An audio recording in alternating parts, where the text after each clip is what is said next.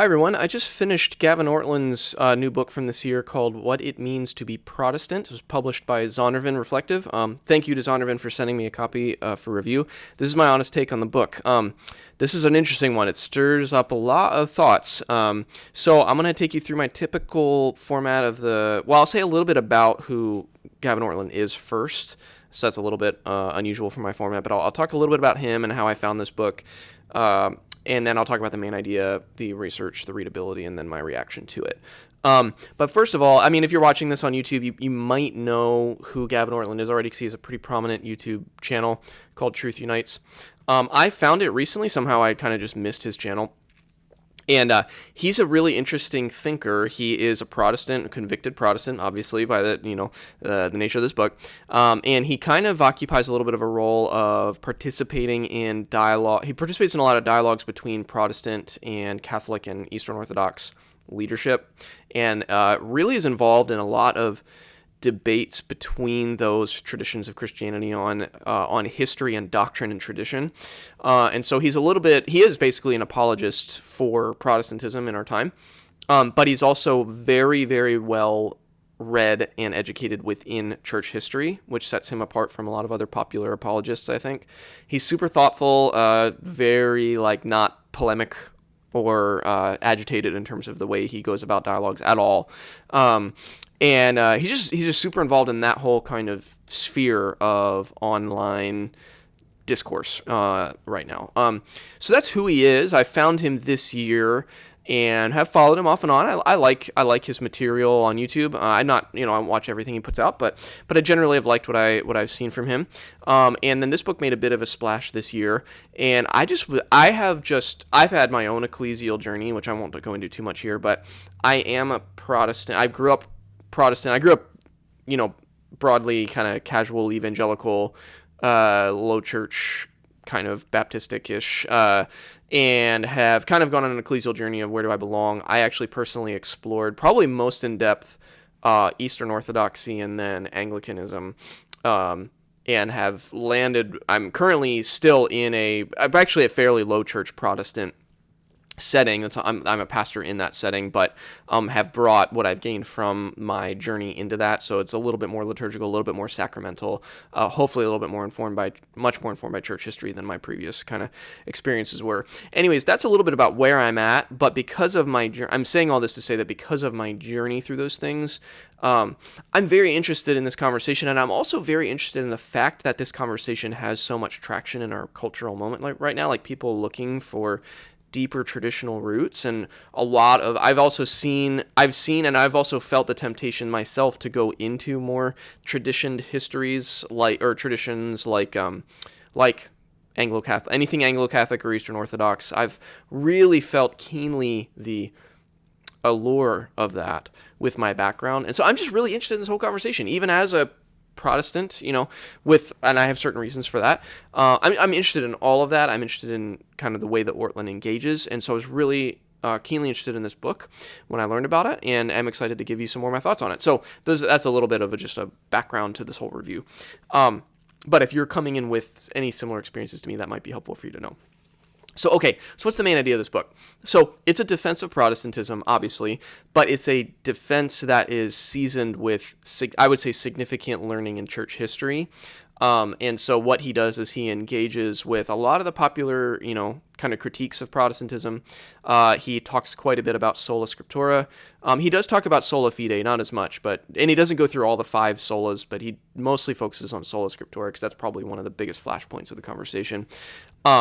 He also, so he walks through kind of what is the actual classical magisterial idea of Protestantism, what's the context from which it emerged, reclaiming a little bit of that, reclaiming some of what in his view are the actual pillars of Protestantism that have been broadly lost by most Protestants today, which is also interesting.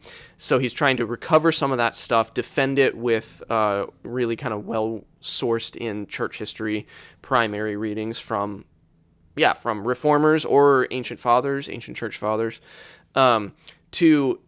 he's trying to muster a defense of kind of true Protestantism beyond just the shallow pop evangelical rootlessness forms of Protestantism that are kind of all over the place today, especially in America. He's trying to retrieve more of the classical sense of what Protestantism actually is, and one of his pillars of his argument is that Protestantism contains within it the ability to reform as needed over time in ways that the more, in his argument at least, the more traditions that are tied to things like apostolic succession just aren't able to do.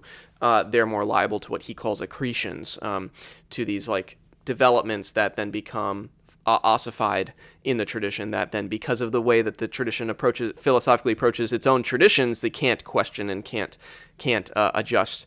And so his argument is that Protestantism doesn't as much fall into some of those pitfalls, and so it's actually, in his view, the most truly low-C Catholic, like inclusive Christian tradition of our time, which is a really interesting argument because so much of what Protestantism gets accused of is being fractious and fragmented. So I think that's super interesting, the way that he goes about that. But anyways, I don't want to tip my hand too much to the end of the book, but what he does is he steps through all of that.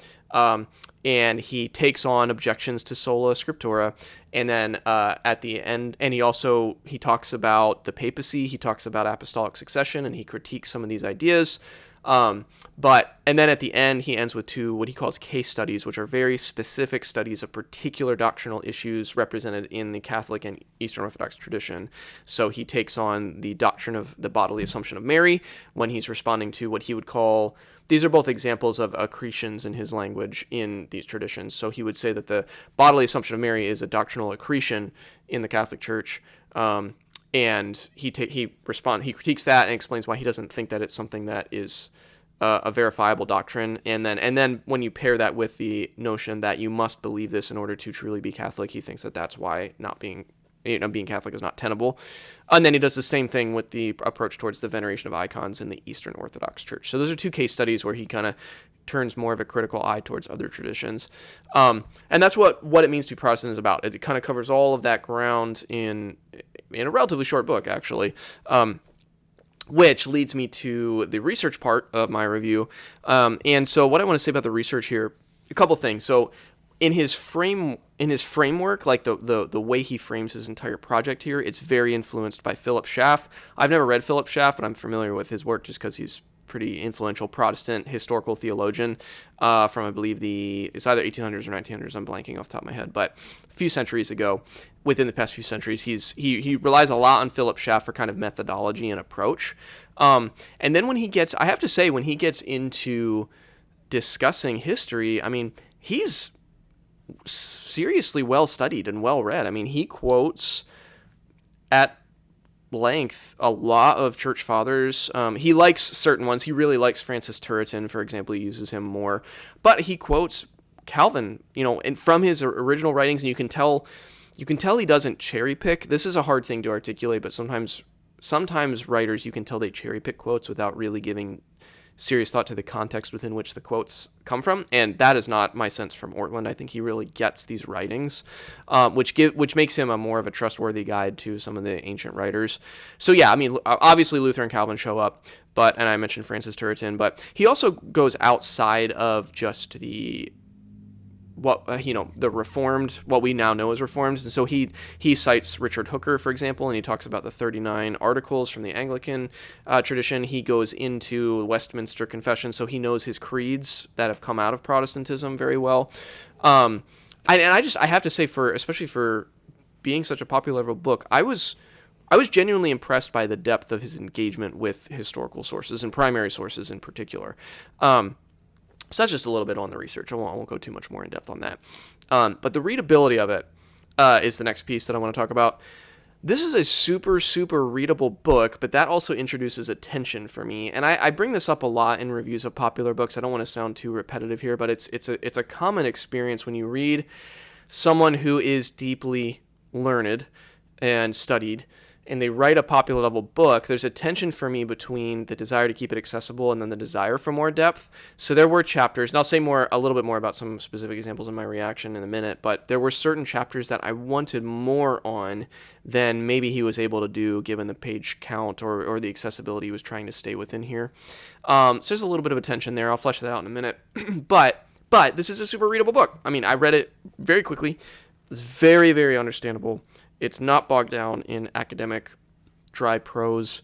There are a lot of citations, but the person who's not interested in that can just ignore those and move on. Person who is interested can do some deeper dives, but it's a very clearly argued, clearly written book, and it's structured in a way that you can follow the development of the argument quite easily, I would say, from beginning to end. And I liked the framing of using Philip Schaff's work at the beginning to kind of set up the entire method of how he's trying to go about his argument. And certain chapters are going to be more successful than others on that, but overall the whole book is quite readable, and I would not be intimidated by it. I would give this to someone who isn't a big reader per se, but they're very interested in the topic. Which leads me finally to my reactions. Okay. How did I react to this book? So I liked and appreciated this book. I have some. It did stir up a lot of thoughts, and I do have some. I don't know if critique is the right word, but I have some questions that I wish had been pressed into a little bit more in this book, which I'll talk about. But what I want to talk about in my reaction here. My reaction could go on way too long. I'm going to try to constrain my reaction. I don't want to be too. I just don't want this to spin out too much. It could go in a lot of different directions. So what I want to talk about is I want to talk about his kind of core ideas around Sola Scriptura in particular. And then I want to talk about some ways in which I think he's actually furthering the conversation, but I also want to talk about some questions he raises maybe implicitly that don't get adequately answered in this book. So it's kind of where my brain is after finishing this project. But so first of all, his handling of Sola Scriptura is one of the biggest planks of his argument. And I also do want to talk about some of the things I think he really, really successfully does, just to be clear. But first of all, Sola Scriptura. So I really like his framing of Sola Scriptura, and I think he does a pretty good job at making a strong case for it. And so what I mean by that is he definitely cuts through a lot of the popular misunderstandings of Sola Scriptura. So for example, he pushes back hard against the pop idea that what Sola Scriptura means is we don't pay attention to tradition, because there are scriptures that talk about listening to traditions, especially in the epistles like Corinthians and Thessalonians. It talks about follow the traditions that have been handed over. So there's an irony in the whole pop Sola Scriptura idea of I don't listen to any traditions, just the Bible, when the Bible itself tells you to listen to traditions. So he does a really good job at just clearing away some of that stuff. Some of those, I would call them kind of just shallow cobwebs, that just need to be brushed away. He does a good job at that. But what I really liked about his handling of Sola Scriptura is this idea that trying to precisely locate what we believe is infallible, an infallible guide. So by that I mean he is arguing that one of the core kind of strengths of Protestantism is its relocating of infallibility away from human tradition and back into scriptures. So and you can historically explain that from what was going on at the period of the Reformation, which he does a pretty good job in there too. But reframing this is to say that Sola Scriptura does not mean the only thing we listen to. It doesn't mean that it doesn't mean that tradition has no authority in our lives. Traditions have authority that we grant them, but he would say, but they do not have an infallible authority. They do not have an authority that is beyond question, right? Whereas scriptures do have an authority that is beyond question. It is infallible. It's the infallible rule. It's the infallible guide. It's scripture, not human tradition. And his argument, at least kind of philosophically, historically, is that when you make the leap to place an infallible, authoritative kind of strength into human tradition, that is what leads to these accretions, which is what he gets to at the very end of the book in the case studies that I mentioned. I think he broadly does a good job of trying to kind of circumscribe the notion of Sola Scriptura that way. It does raise questions for me, though. And he tries to say that this is what the Reformers meant by Sola Scriptura when they were making the argument, and he does quote some of the Reformers to that end, like Calvin and such. I'm still not sure.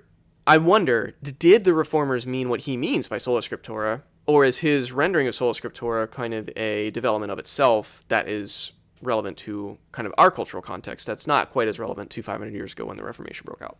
That's a question I had that wasn't quite resolved by this book.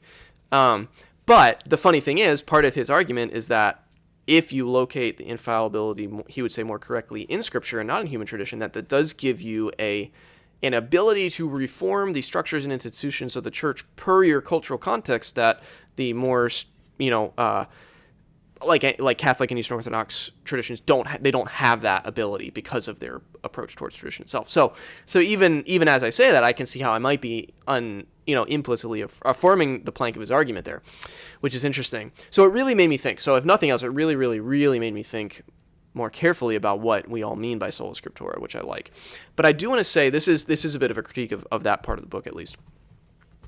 I think I was a bit disappointed in his chapter. He has one chapter on responding to objections to Sola Scriptura, and he takes on some of the, like he talks about the development of the canon a tradition, for example. He talks about, doesn't Sola Scriptura lead to just kind of a Wild West anarchy in the church because it's just everyone in their Bible. So he responds well to those objections. My disappointment was that I think there's a big objection that he didn't really adequately deal with in that chapter, which gets a lot more philosophical, and maybe that's why it's not in the book, but there's a serious tension that comes up for a lot of Protestants, I think, and I experienced this myself. There's a serious tension that comes up with, okay, we can say on paper, yes, Scripture is the infallible guide, human tradition is not the infallible guide. We can say that on paper and cleanly map that on paper. But when you get into exegesis, application of scriptures, interpretations of scriptures, there's a line somewhere between the exegesis and the application and interpretations that start to bleed into tradition. And parsing out all of that, well, first of all, parsing out all of that is the work of thousands of pages of books that have been written over history, so I get that. But in my mind, there's a really pretty fundamental concern about Sola Scriptura handling it wisely and intelligently and with depth that is extraordinarily difficult when you press into the implications of when is my interpretation actually tradition, or when is it just scripture, and how do I clarify that landscape? And if tradition is fallible but scripture is not fallible, knowing where that line is extraordinarily important as a church leader or as someone who's trying to follow a church leader and find their ecclesial home. And to me, his response to the objections to Sola Scriptura didn't get to that level of depth, which I think may be really, really, really the crux of the issue for a lot of folks. And I didn't feel like it was handled adequately in this book, if I'm being really honest. I thought some of the more surface level objections he does really well with. He definitely handles them. And I like again, philosophically zoomed out, big picture perspective, I do like his attempt to frame Sola Scriptura in the way he does. But there's that really, really deep, and it is more of a philosophical issue that maybe this book just didn't quite have the room to engage. So take that for what it's worth. If that is if you've reflected deeply on these issues and what I just talked around is where you are wrestling, I don't think this book is going to resolve that for you, unfortunately. However, if those other things are things you think about this book that really does a good job with it. I don't want to belabor that point too much, but Sola Scriptura is a significant piece of his argument. So that I think that's worth some discussion. That all said, I like, there are a few things I really like about this book. I really like the depth of church history that's on display here. I think he does a really good job. Another chapter, he talks about the context of the Reformation. He talks a lot about John Hus in a really, really moving chapter. I thought that was one of the stronger chapters in my view, is when he gets into the kind of biographical snapshot there. And also he uses it as a lens to look at, basically, here's the depth of corruption that was on display in the medieval Roman Catholic kind of era. This is why Reformation was needed so badly. And so when we miss the context for why these kind of Reformation principles arose, we can kind of miss what they really actually mean and why they were important. And that should have some bearing on our interpretation of them today. I thought he did a really great job with all of that part of his argument. I loved that part of the book. Probably my favorite part of the book, actually, to be honest. And I also think, I want to say, just comment on the end a little bit, the two case studies he uses. I think he also does a good job. So yeah, he does a lot of good job here. He does a really good job with his handling of the papacy and his description of it, of its the context within which the papacy arose and why it arose. He even extends an olive branch, as saying there's some pragmatic good pragmatic reasons to have a papacy when it comes to like holding a church together, and the fact that decisions need to be made and the buck needs to stop somewhere. Like you can logically get to an end of the papacy, for example, but there is a tension with squaring that with other scriptures that might not, and the broader thrust of kind of church histories, particularly the early centuries, get hard to square with having a pope. Anyways, he does a really good job with that stuff, and there's an ironic tone throughout all of it that I really, really, really found refreshing. So I think that's also notable. And then the last thing I want to say is, again, like I said, my reaction could spin out in so many directions. So I'll end with this. I think the two case studies, I'm really glad they're here. I think they're a really helpful way to kind of land his arguments in a really practical brass tacks kind of way.